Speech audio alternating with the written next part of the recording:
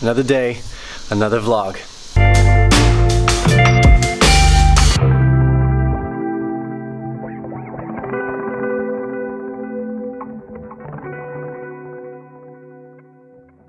On my agenda, I have to write questions for our next guest, Tom Campbell, who I'm very excited about. A PhD in physics, mathematics. He worked for the Department of Defense, the NSA, and a few other three-letter agencies in the United States.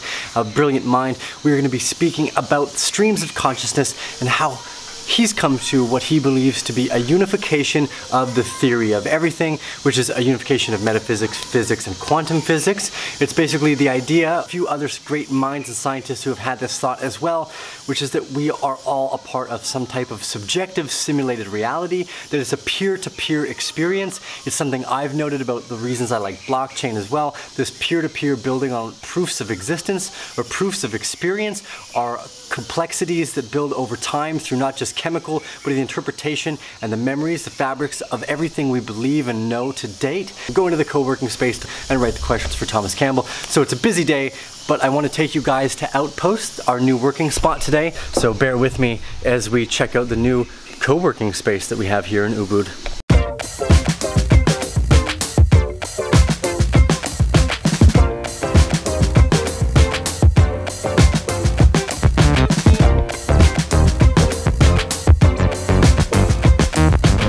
Okay, so we've made it to our co-working space here. Wait, hold on. Screen up, Outpost. Didn't realize that you could do so much at kind of a co-working space. So right from the get-go, they all have on a daily basis. Now today they're presenting and coaching from the heart. So they have speakers every Monday through Friday. You can walk inside here. Let's go upstairs before we interrupt a talk.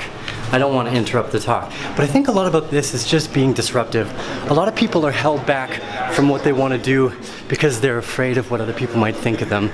Okay, so this is a really beautiful working space. Let's see if we can get it all in the pan. Look how many intelligent, hardworking, and passionate individuals there are in this room right now.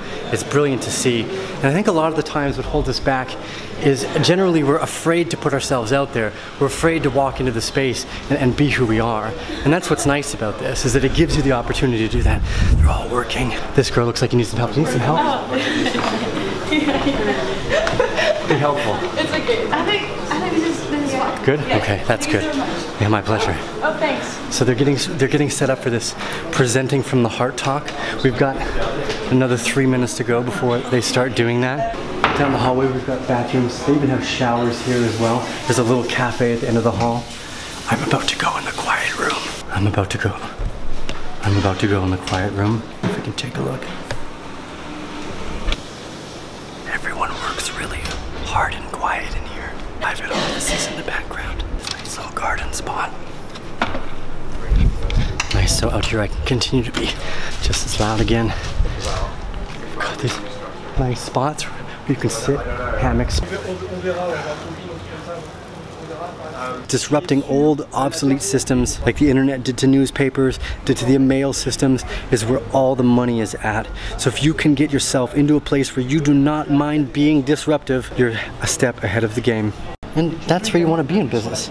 You want to be in a spot where you're comfortable, but also disruptive, that you can push your own boundaries to see what's possible. So seeing as we're in the financial space, one of my favorite quotes is actually from Janet Yellen. Now Janet Yellen is the head of the IMF, and this is about disruptive, and I'm going to read this to you.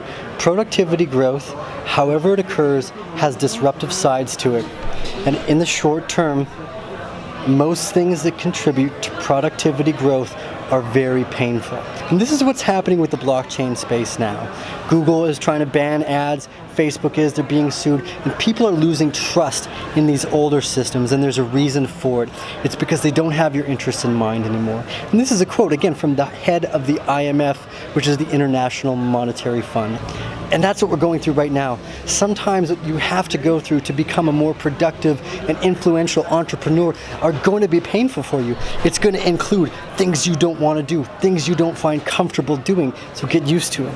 I've fallen in love with this again, and this has been one of the most inspirational and influential parts of my life, is doing this because it's a relentless focus on creativity that harnesses its roots in being disruptive.